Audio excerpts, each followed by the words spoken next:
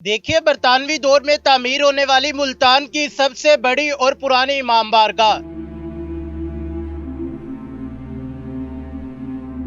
ये इमाम बारगाह कितने करोड़ में तामीर हुई, जानिए इसकी तारीखी दास्तान इसके मुतवल्ली की जुबानी। अस्सलाम वालेकुम, उर्दू पॉइंट के साथ मैं हूं आपका मेज़बान मोहम्मद अकमल। आज मुल्तान में आपको मुल्तान की सबसे बड़ी इमाम बारगाह दिखाने आए हैं जो कि बरतानिया दौर में तामीर होती है। तकरीबन 70 से 80 साल पुरानी ये कदीमी इमाम बारगाह की जो तामीरात है अब तक भी जारी है। इस पर करोड़ों रुपए का खर्च आ चुका है। आखिर ये खर्च कौन कर रहे हैं, इसका संग बुनियाद किसने रखा था? मुतवल्ली शजर अब्बास खोखर साहब हमारे साथ मौजूद है। तमाम तर तफसीलात इनकी ज़ुबानी जानते हैं। अस्सलाम वालेकुम। वालेकुम अस्सलाम।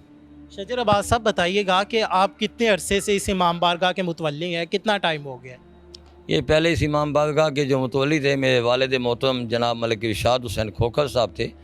उससे पहले हमारे वालिद साहब के एक नाना जान थे, नाना रुकनुद्दीन साहब उसे हम कहते थे, वो थे। मौलाना शरफुद्दीन साहब थे, और भी जो हमारी कभी इस बिरादरी के रिश्तेदार थे वो भी थे। सारों ने मिलजुल के इस इमाम बारगाह को कायम किया। उनकी मेहनत है, उनकी काविश है, उनका यहाँ पे मेरे वालिद मोहतरम का एक एक ईंट उठा के देखें तो मेरे वालिद साहब का खून आपकी ईंटों के नीचे नज़र आएगा। ये इमाम बारगाह कब तामीर हुई थी और किसने तामीर करवाई थी? ये इमाम बारगाह बरतानिया दौर से ये आज़ादारी हुसैन के लिए वक्फ हुआ था। उसके पहले ये इमाम बारगाह बहुत ही पोसीदा था, कच्चा था, इसके कोई गेट वगैरह नहीं लगे हुए थे।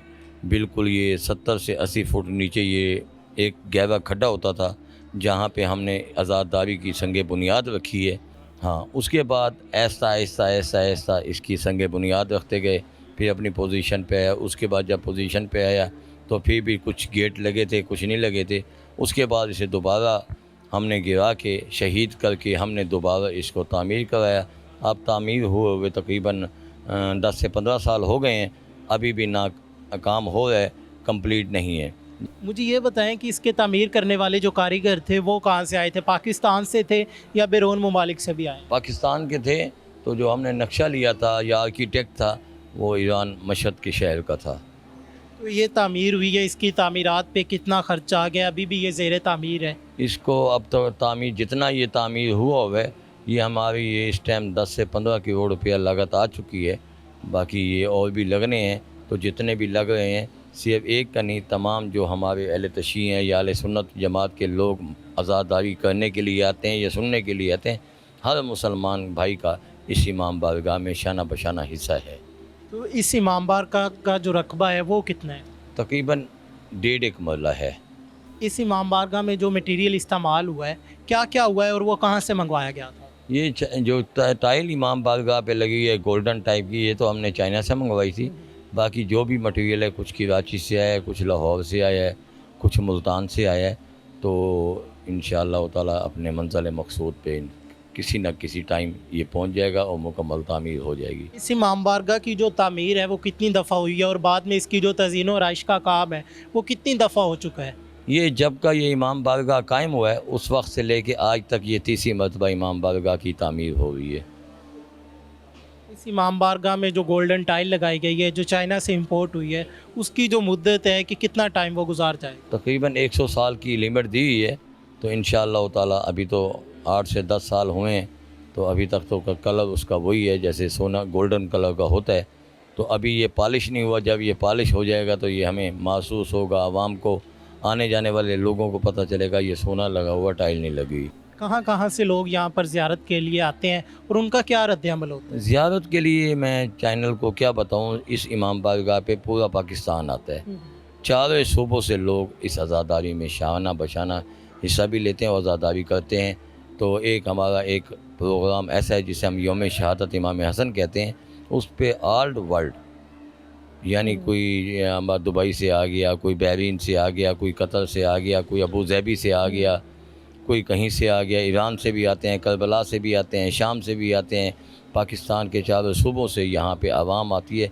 लाखों में आज़ादारी हुसैन करने के लिए आज़ादार यहाँ तशरीफ़ लाते हैं। इस इमाम बारगाह में एक वक्त में कितने अज़ादार जो हैं वो एक मजलिस में शरीक हो सकते हैं? कितने लोगों की गुंजाइश मौजूद है?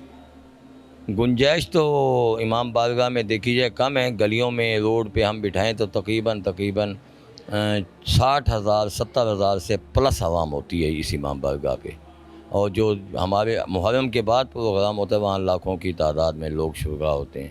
مزید اس میں کون کون سی جو تعمیرات ہے وہ ہونے والی ہے، جو اس کی تزئین و آرائش ہے، جو کہ آپ نے سوچا ہوا ہے کہ مستقبل میں کریں گے؟ ابھی تو ٹائل اور بھی لگنی ہے، کچھ حصہ خالی پڑا ہے فرنٹ پہ، کچھ بیک پہ بھی پڑا ہے، تو کچھ ہوا کے لیے ہم نے حصہ چھوڑا تھا۔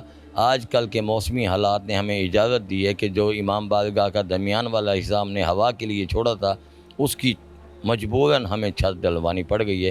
یہ قدرت خدا ہے کہ اللہ پاک کے ساتھ کوئی مقابلہ نہیں کر سکتا، وہ لا ریب فیہ ھدی للمتقین ہے، وہ جب چاہے بارش بھیج دے، جب چاہیں تو وہ اندھیری بھیج دے، جب وہ چاہیں تو طوفان بھیج دے، جب وہ چاہیں تو قیامت بھی آ سکتی ہے۔ جی بالکل ناظرین، ہمارے ساتھ ملک شجر عباس کھوکھر صاحب موجود تھے جو کہ اس امام بارگاہ کے متولی ہیں۔ ان کی زبانی آپ نے اس امام بارگاہ کی تمام تر جو ہسٹری ہے وہ جانی کہ برطانیہ دور میں اس امام بارگاہ کا سنگ بنیاد رکھا گیا، اس کے بعد وقتاً فوقتاً اس کی تزئین و آرائش اور تعمیر کا کام جاری ہے۔